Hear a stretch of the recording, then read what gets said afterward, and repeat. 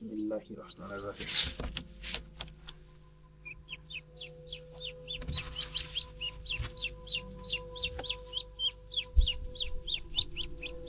আলহামদুলিল্লাহ, একটি মাত্র মুরগির বাচ্চা ফুটে বের হয়েছে। সুন্দর, আপনারা দেখতে পাচ্ছেন। বাকিগুলো এখনো কোনো সারা শব্দ নাই।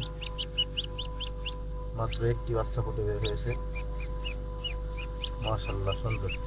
একটি বাচ্চাই শব্দ করে আমাকে জাগিয়ে দিয়েছে। আরও একটি বাচ্চা এখানে ফুটে বের হবে। আপনারা দেখতে পাচ্ছেন ডিমের মাথা ফেটে গেছে। এটা যে কোনো সময় বের হবে ইনশাআল্লাহ। আল্লাহ তাআলা চাইলে সবগুলোই ফুটে বের হবে ইনশাআল্লাহ।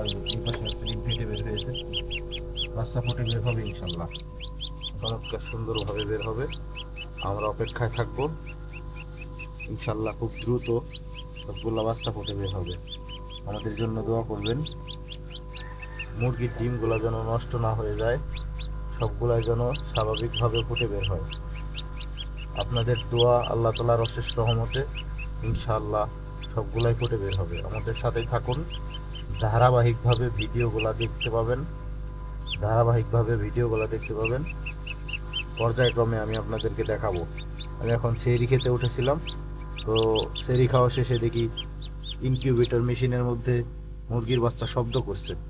তো তারপরে মনে হলো যে বাচ্চা ফুটে বের হয়েছে। তারপরে নামাজ পড়ে কোয়েল পাখির ঘরে খাবার দিয়ে তারপরে আমি ইনকিউবেটর মেশিন খুললাম। খুলে দেখি সত্যি সত্যি একটি বাচ্চা ফুটে বের হয়েছে। তো যাই হোক, আরও ফুটে বের হবে ইনশাআল্লাহ।